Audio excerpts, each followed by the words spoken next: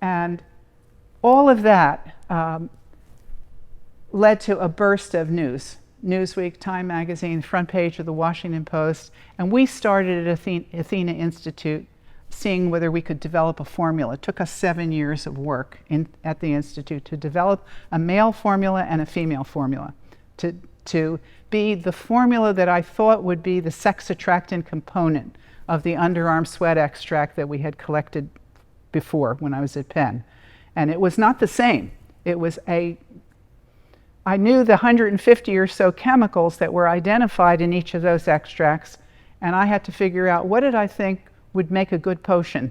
And that's what we did. And I gave some of that potion. Well, Revlon just announced its bankruptcy last week, but have you all ever heard of Revlon as a company, as a cosmetic company?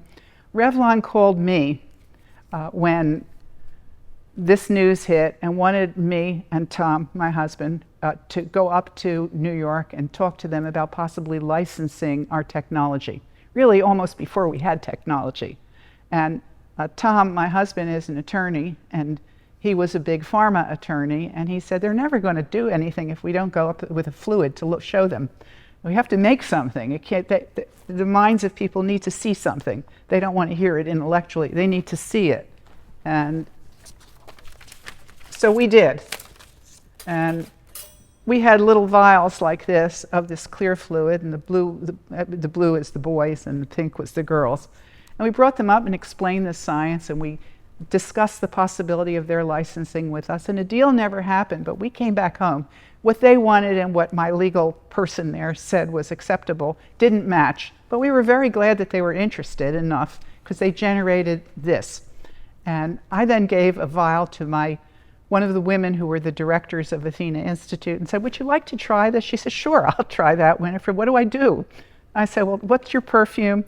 And then she said, I wear, and she named the brand she wore. And I said, okay, let's fill this bottle with your perfume and then dump 1 vial of the pheromone in it.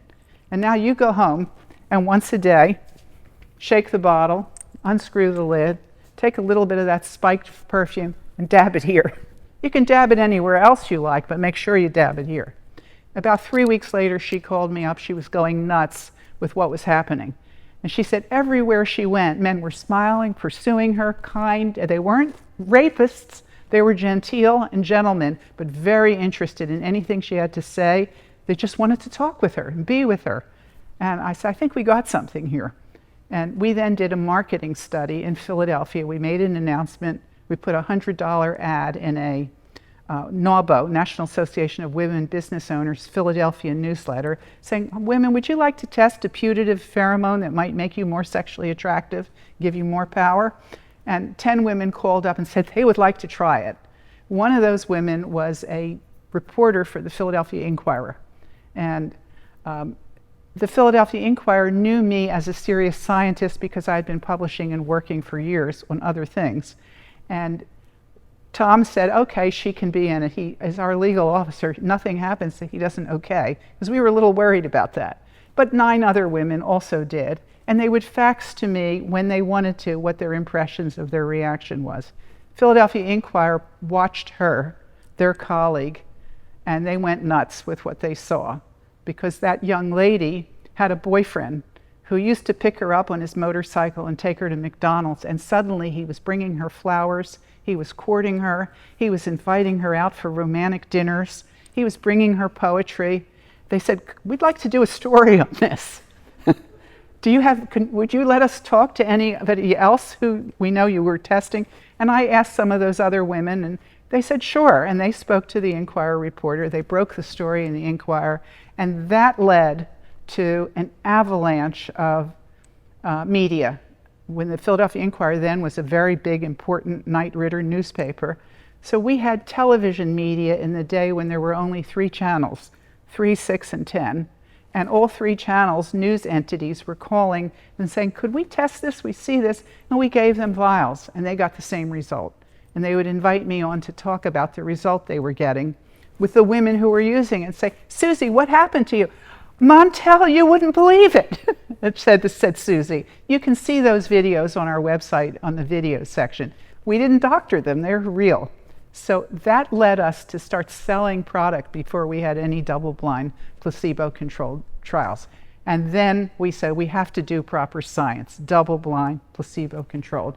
And I will show you what happened. 3 different studies were done at the same time. I'm going to just read you this. 3 double-blind, placebo-controlled studies tested the effects of 2 synthesized human sex attractant pheromone formulas, male and female. These were published studies through peer-reviewed journals. Subjects recruited via published advertisements or classroom announcements attended an initial intake interview at which screening was completed, the study protocol and guidelines reviewed, and they were provided weekly behavioral calendars for faxing to the researchers in the 3 different places. Each subject provided his or her own preferred alcohol-based fragrance. Specific behaviors were described and reported daily. These are the behaviors.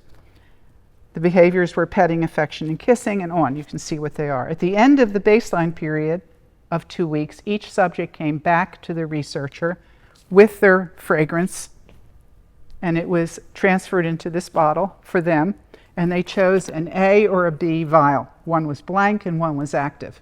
And the A or B was put on the top of their card. They chose a code name, and they went back with their spiked fragrance and continued the experiment.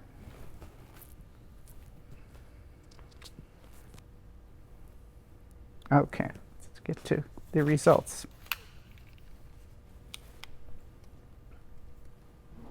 The results are shown here individually in Philadelphia, men, San Francisco, regularly menstruating women at the San Francisco State University, and Boston, the postmenopausal women.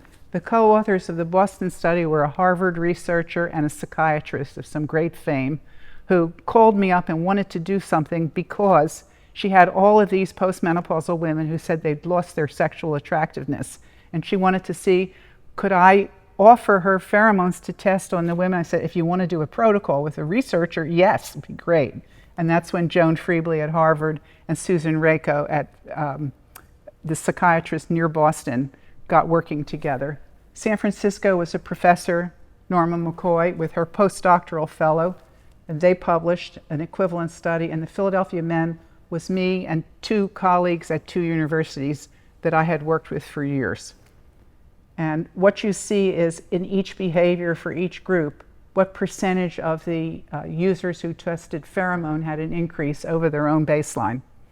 So if you take petting, affection, and kissing, 41% of the pheromone users had an increase in petting, affection, and kissing, frequency per week. How many times a week, how many days per week were you kissing and hugging with a woman? Checking on this calendar that I showed you, and you can see. And that data was extracted by students like yourselves. An enormous pile of data.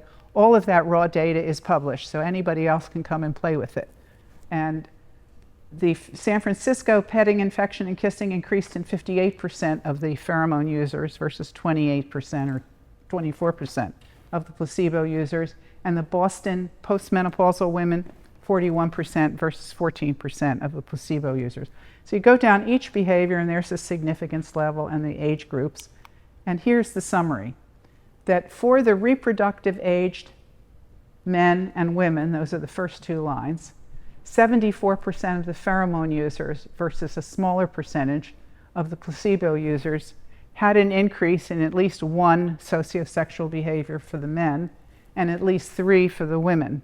The women's study lasted longer because they were, not me, they were collecting 6 weeks of data, but they went for 2 cycles to omit the menses week.